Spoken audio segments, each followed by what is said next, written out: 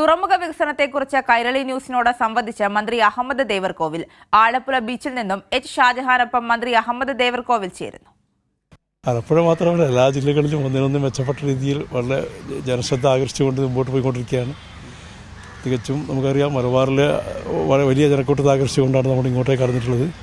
പ്രഭാത സദസ്സുകൾ വരുന്ന ആളുകൾ സമൂഹത്തിൻ്റെ വ്യത്യസ്ത മണ്ഡലങ്ങളിൽ പ്രവർത്തിക്കുന്ന ആളുകളാണ്. അവർക്കൊക്കെയും അവരുടെ മനസ്സിൽ ഒരുപാട് കാലമായി സൂക്ഷിച്ച ഒരുപാട് കാര്യങ്ങൾ മുഖ്യമന്ത്രിയോട് പറയണം, അല്ലെങ്കിൽ മന്ത്രിമാരോട് പറയണം, അല്ലെങ്കിൽ പൊതുപ്രവർത്തകന്മാർ ശ്രദ്ധയപ്പെടുത്തണം എന്നൊക്കെ ആഗ്രഹിച്ച എല്ലാ കാര്യങ്ങളും പറയാനുള്ളൊരു അവസരം തുറന്നു കിട്ടിയ സന്തോഷത്തിലാണ് എല്ലാവരും. അതുകൊണ്ട് തന്നെ ഹൃദയം തുറന്നുകൊണ്ട് ആളുകൾ സംസാരിക്കുന്നു.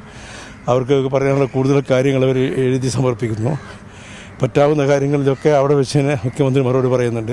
അല്ലാത്ത കാര്യങ്ങളിലൊക്കെ തീരുമാനമുണ്ടാകും എന്ന ശുഭപ്രതീക്ഷ ആളുകൾ വെച്ച് പുലർത്തുന്നു എന്നാണ് ഇതെന്ന് മനസ്സിലാക്കേണ്ടത്. ഇപ്പോൾ ഈ ആലപ്പുഴ നിൽക്കുമ്പോൾ ആലപ്പുഴ തുറമുഖം പുരാതനമായൊരു തുറമുഖമായിരുന്നു. ഇപ്പം ഇതൊക്കെ ക്ഷയിച്ച് കിടക്കുന്ന ഒട്ടനവധി പദ്ധതികൾ പ്ലാൻ ചെയ്യുന്നുണ്ട്. അതെങ്ങനെയാണ് അതിൻ്റെ ഇപ്പോഴത്തെ ഒരു അവസ്ഥ? നമുക്കറിയാം, കാരണം കേരളം ഒരു ഏതാണ്ട് 590 കിലോമീറ്റർ നീളമുള്ള ഒരു കടലോരം നമുക്കുണ്ട്.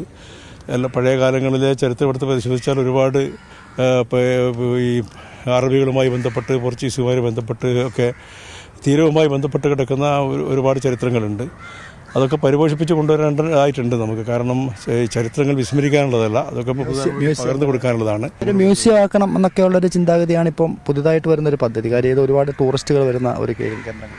തീർച്ചയായും ആലപ്പുഴ ടൂറിസം ഭൂപടത്തിൽ ഏറ്റവും ശ്രദ്ധേയമായ പ്രദേശം തന്നെയാണ്.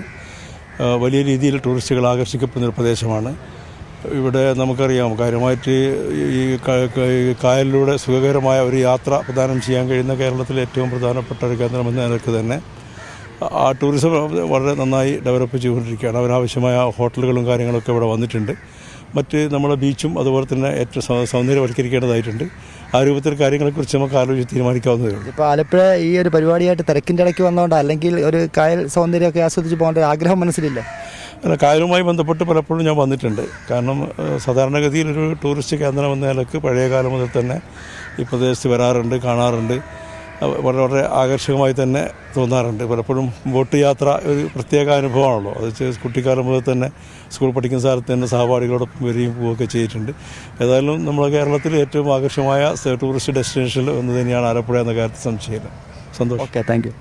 എന്തായാലും മന്ത്രിമാരൊക്കെ തന്നെ ആലപ്പുഴ ബീച്ചിലാണ് ഇന്ന് നടക്കാനെത്തിയിരിക്കുന്നത്. നവകേരള സദസ്സ്, ജനകീയ സദസ്സ് ഇന്ന് ആലപ്പുഴ ജില്ലയിലെ വിവിധ പ്രദേശങ്ങളിലാണ്, വിവിധ മണ്ഡലങ്ങളിലാണ് നടക്കുന്നത്. ഇന്നലെ ചേർത്തലയും അരൂരുമായിരുന്നു. ഇന്നിപ്പോൾ മറ്റ് മണ്ഡലങ്ങൾ കൂടി അവശേഷിക്കുന്നുണ്ട്. എന്തായാലും അതിൻ്റെ തിരക്കിലാണ് മന്ത്രിമാരെല്ലാവരും.